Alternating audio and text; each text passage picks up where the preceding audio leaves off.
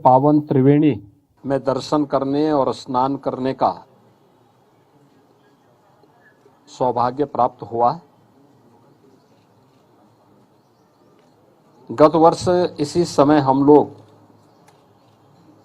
प्रयागराज महाकुंभ की तैयारी के लिए और अंतिम रूप से आयोजन की तैयारी करने के लिए युद्ध स्तर पर लगे थे।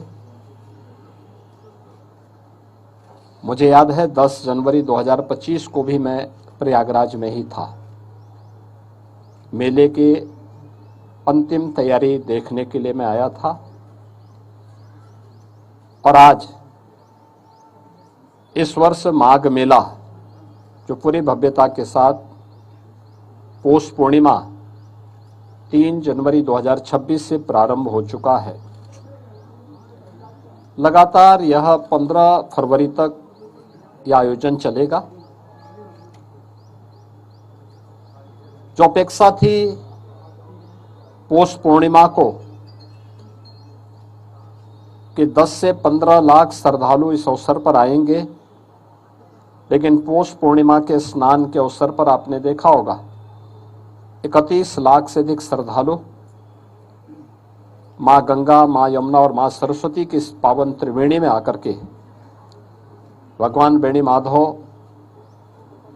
की कृपा से, बड़े हनुमान जी की कृपा से, भगवान अक्षय वट की असीम सानिध्य में उन्होंने सकुशल स्नान किया और यहाँ से आशीर्वाद लेकर के प्रस्थान किए और कल्पवासी 1 महीने के कल्पवास के लिए यहाँ पे वर्तमान में अपनी साधना में तल्लीन है। आज मुझे यहाँ पर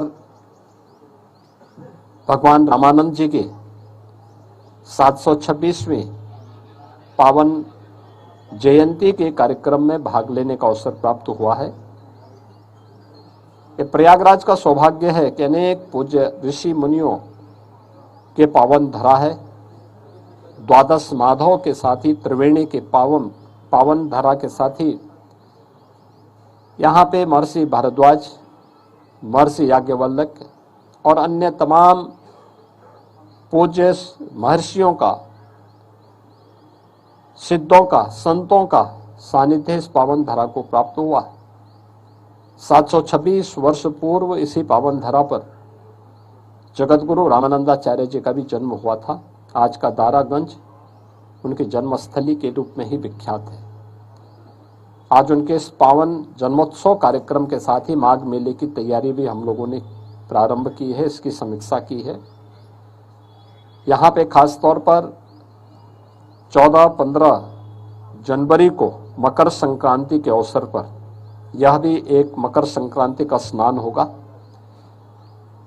फिर 18 जनवरी मौनी अमावस्या का मुख्य स्नान होगा। इसके उपरांत 23 जनवरी को बसंत पंचमी और फिर माघ पूर्णिमा के साथ ही 15 फरवरी को महाशिवरात्रि का आयोजन भी यहाँ पर संपन्न होगा। ये सभी माघ मेले के कार्यक्रम होंगे। माघ मेले पौष पूर्णिमा से लेकर के माघ पूर्णिमा तक इस पूरे आयोजन के लिए प्रशासन ने, पुलिस ने और सभी संबंधित विभागों ने अपनी पूरी तैयारियां की हैं। पहले की तुलना में घाटों की लंबाई बढ़ाई है, स्वच्छता का विशेष ध्यान दिया गया है। भीषण शीतलहरी है, इसमें बचाव के लिए आवश्यक उपाय किए गए हैं। पब्लिक एड्रेस सिस्टम के साथ ही मेला से जुड़े हुए मेला सेवा ऐप का भी शुभारंभ करते हुए किसी भी कल्पवासी को, किसी भी संत को, किसी भी श्रद्धालु को अगर कोई सेवा लेनी हो, किसी प्रकार की कोई उनके यहाँ कोई किसी प्रकार की समस्या हो, तो इससे संबंधित वह अपने इस मोबाइल ऐप के माध्यम से भी जानकारी ले करके और अपनी जानकारी दे करके उस सेवा का उपयोग कर सकता है या प्रशासन से अपनी बात को रख सकता है। इन सभी मुद्दों को लेकर के भी यहाँ पे बेहतर उसका उपयोग किया जा रहा है और मुझे पूरा विश्वास है कि आपसी समन्वय से, तत्परता के साथ, जैसे प्रशासन ने पौष पूर्णिमा के स्नान को पूरी भव्यता के साथ, संवाद के साथ, सबके सहयोग के साथ सकुशल संपन्न किया है। आगे आने वाले सभी 5 स्नान भी उसी पवित्रता के साथ, उसी संवाद और समन्वय के साथ सकुशल संपन्न होंगे। इसी मुद्दे पर आज हमने यहाँ पे चर्चा की है और उसको लेकर के प्रशासन भी पूरी तत्परता के साथ लगा हुआ है और सभी लोग मिलकर के इस कार्यक्रम को सकुशल संपन्न करेंगे।